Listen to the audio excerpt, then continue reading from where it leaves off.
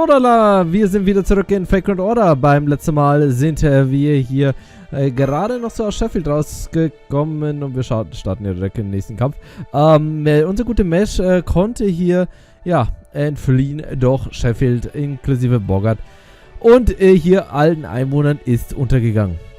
Nun geht es darum, dass wir hier mit dem werten Maxi wieder unterwegs sind und beim letzten Mal in Feenwelt gegangen sind. Dort haben wir unglücklicherweise leider nicht zu unserer Freude, sondern eher zu unserem Ärgernis. Wie machen wir das? Überleg.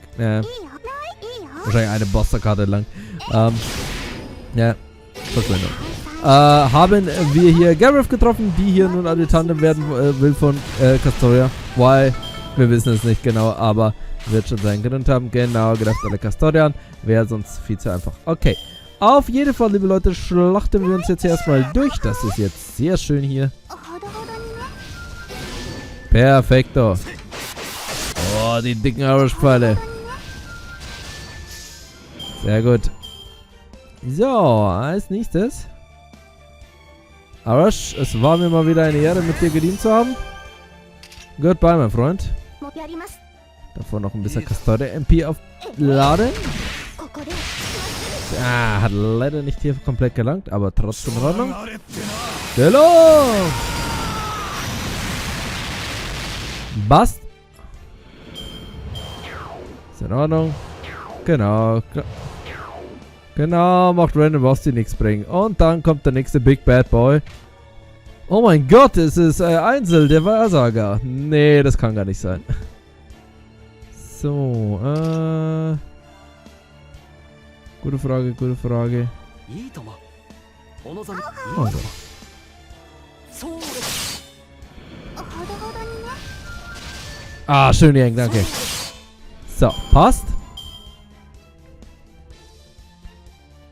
Und jetzt kommt hier unser Boss in Form von Tamamoket. Wieso ist eigentlich immer Tamamoket da? Kein Mensch mag sie, kein Mensch braucht sie. Egal.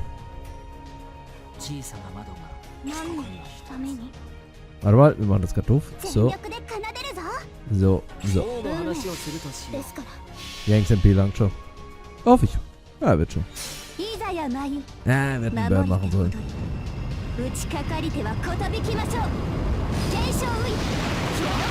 Ja, ohne Buffs ist nicht das Schlauste. Ah, du hat gerade mal so gelangt. MP2, meine Freunde. Okay. Ich muss sagen, ich finde es schade, dass wir aktuell hier noch keinen starken Berserker-Fight haben. Ja, wir werden hier noch einen starken Berserker-Fight haben. Dann müssen wir mal schauen, wie weit wir mit Yang kommen. Weil mein Plan ist eigentlich, den zu schaffen mit Yang. Aber lassen wir uns mal so weit überraschen. Wie gesagt, auf jeden Fall freue ich mich, dass wir unsere gelevelte Yang haben, weil Yang ist ziemlich cool. So. Erstmal weg mit dem D-Boss und dann schauen wir, wie es weitergeht. Also. Passt. Poison. 1, 2, Camps. Aha, okay. Kein Mensch mag dich, Tamamoket. Geh einfach weg. Einfach weggehen, Dankeschön. Und hat die gerade mein MP einfach weggenommen? Der Fight wird nicht unbedingt spaßiger dadurch. Oh Leute, ich hasse diese Slow-Pace-Dreckskämpfe, Mann. Okay, jetzt wird so viel Damage gehabt, dass wir sie nicht angreifen können. Das schreit nach einem sehr guten, sehr spaßigen Kampf, meine werten Freunde. Was machen wir eigentlich? Wir machen eh keinen Damage. Verpassen wir einfach hier unendlich Burns.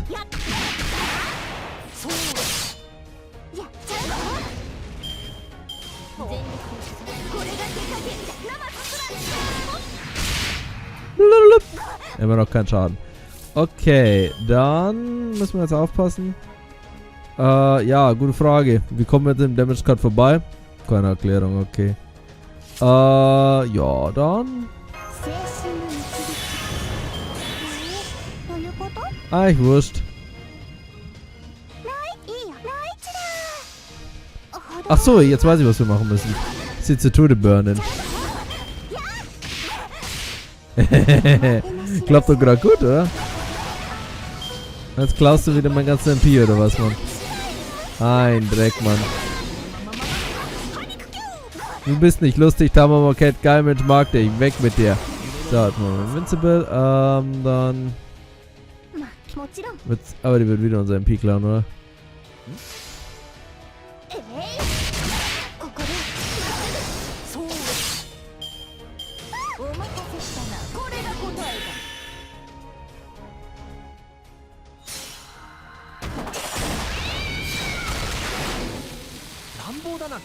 So. Okay, sie ist gestunt. Das heißt, wir können nun angreifen. Sehr gut.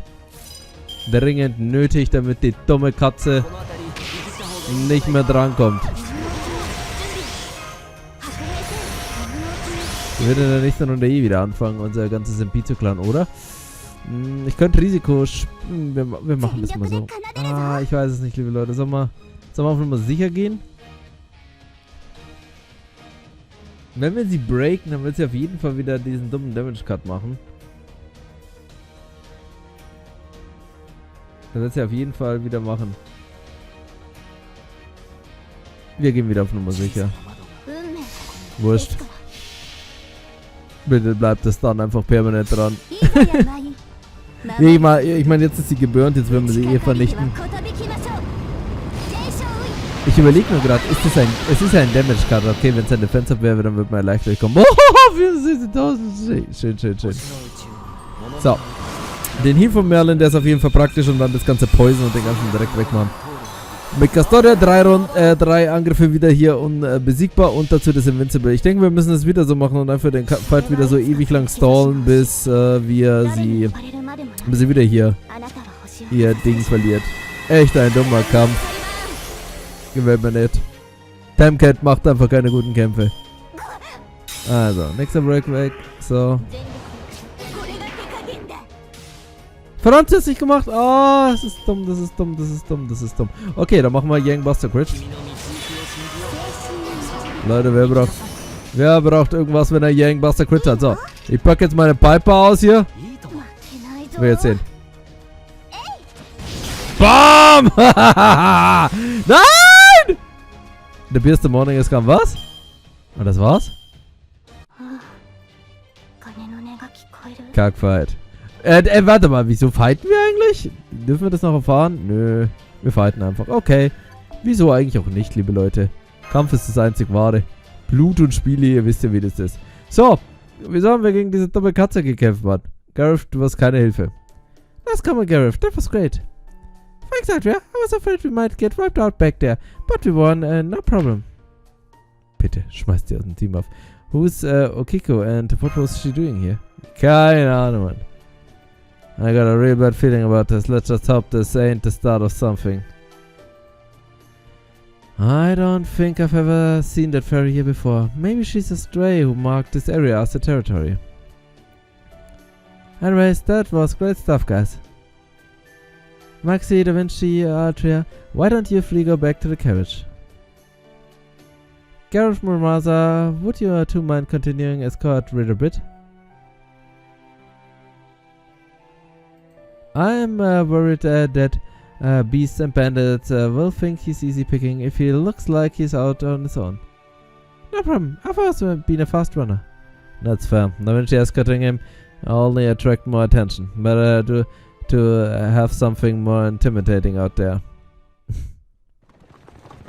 Keiner traut meinem guten Lubu was zu. So, how long until we reach that at this pace?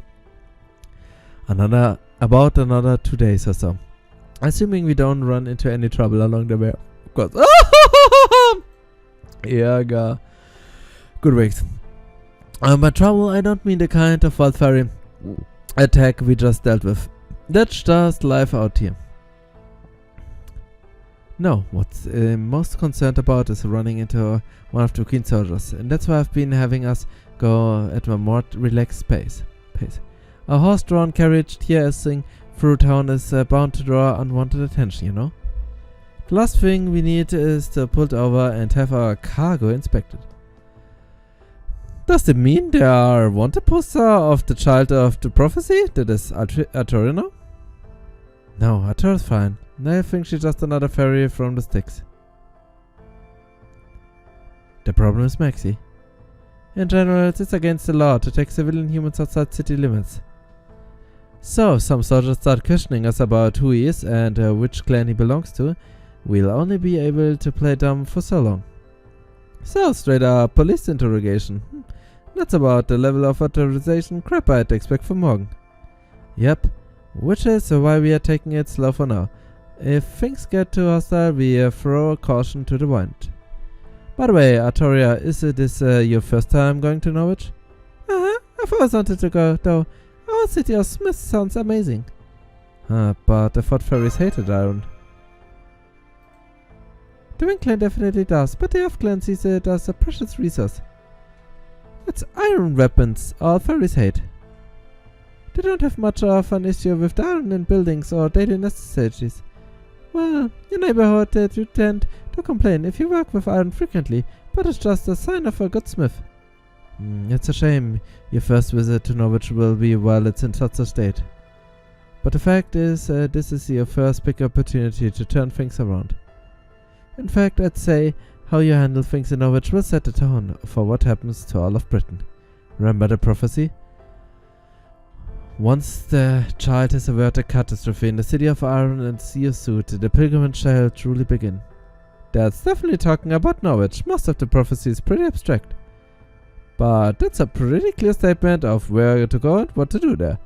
This is going to be a battle neither we nor Artura can afford to lose.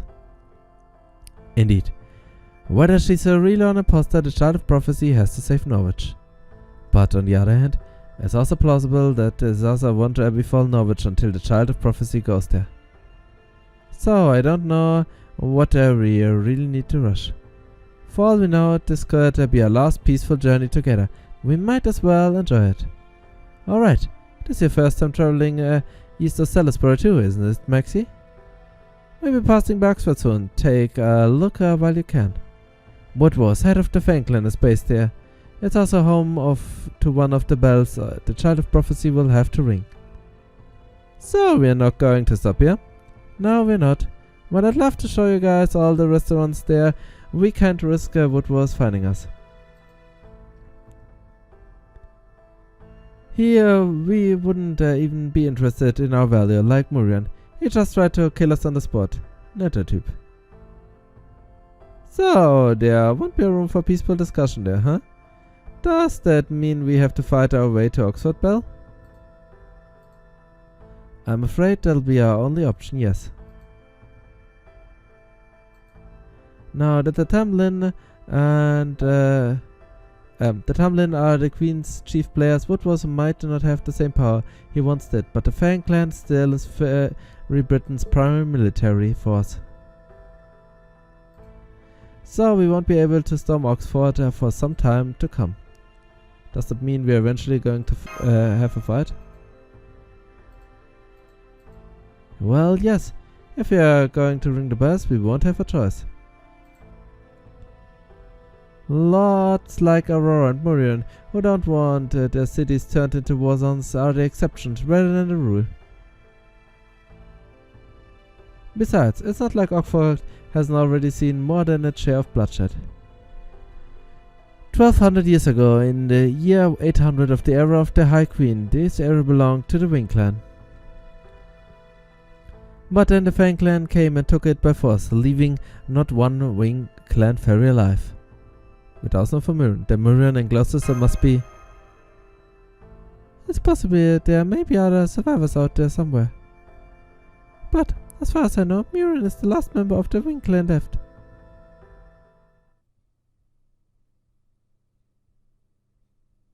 The Lord of Oxford office. Welcome back, Lord Woodward. I'm sure you must be exhausted from your latest trip to Camelot. I say, that meeting was a complete waste of time. We didn't get so much as a single real answer.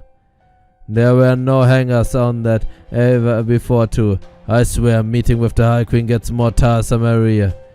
But that's not the worst part. The worst part is the other clans. Can you believe Springen and I were the only clan heads to attend in person? Knockner, Reba, traitor, Murian's a coward, Ainzer refuses to come out of hiding. All they care about are themselves.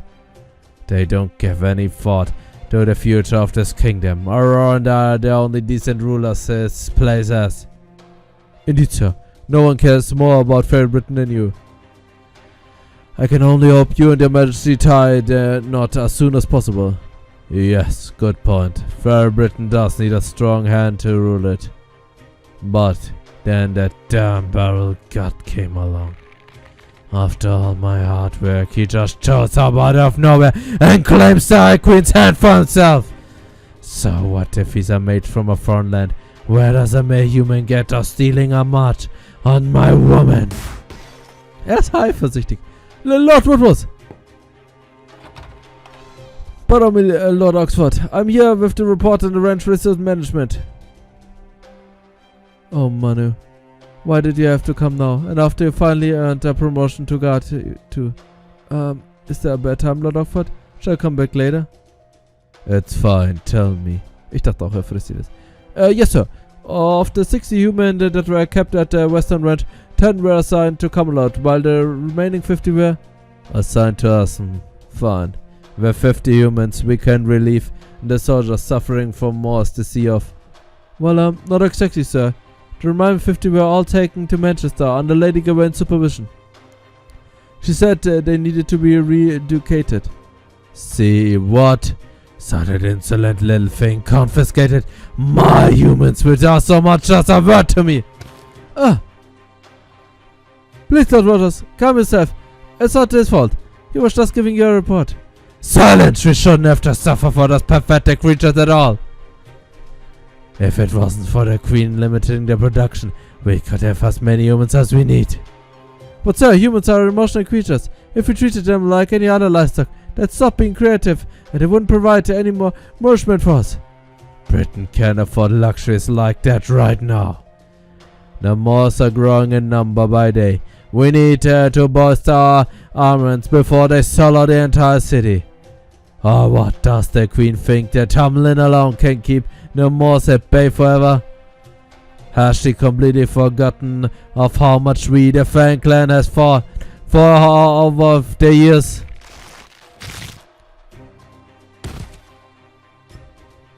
Lord Woodward. Be calm, be generous, remember, you're a knight fit for the High Queen. I'm going out for dinner, clear out the body before I return. I'm told Aurora's brought some fine grapevine for him. It seems the Wind Clan is just as desperate to survive as we are. Yes, sir, so it would seem. Poor Manoy, he was a really good cook too. He always said he wanted to be used to Lord Woodward, even though he was a human. Why can't humans ever seem to understand that they'll just never be as good as fairies? Das war ein Kack-Kapitel, Leute. Das ist ein richtig deprimierendes Kapitel gewesen, Mann. Nichts erreicht, einfach nur planlos an der Gegend rumgefahren und am Ende ja, auch noch einen sehr unnötigen Tod gehabt. So, Leute, wir machen heute wieder ein bisschen früher Schluss. Dafür geht es dann beim nächsten Mal weiter und schauen wir, was uns dann so im Weg steht. Bis zum nächsten Mal. Vielen Dank fürs Zuschauen.